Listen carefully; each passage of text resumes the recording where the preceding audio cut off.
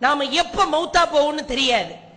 இன்னலில் மௌத்தி சக்கரா, மௌத்துக்கு சக்கராத்து வேதனை இருக்குது. இதை ஒருவன் உள்ளத்தில் ஆழ பதிய வைத்து தொழுகை விஷயத்திலே சரியாக நடக்க வேண்டும், நீதியை நிலைநாட்ட வேண்டும், யாருக்கும் அநீதம் இழைக்க கூடாது. குடும்ப விஷயம், பொருளாதார விஷயம், வியாபார விஷயம், சொந்த பந்த உறவினர் விஷயம், அனைவரின் விஷயத்திலும் நீதியாக நடப்போம். நபிகளாரின் இறுதி 3 நாட்கள் நமக்கு உணர்த்துகிற படிப்பினை, மரண வேதனை ஒவ்வொருவருக்கும் உண்டு.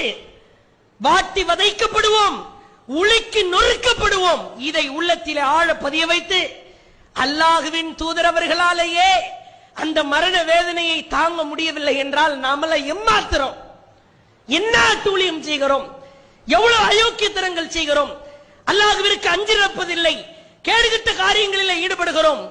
தயவு செய்து இது போன்ற வளர்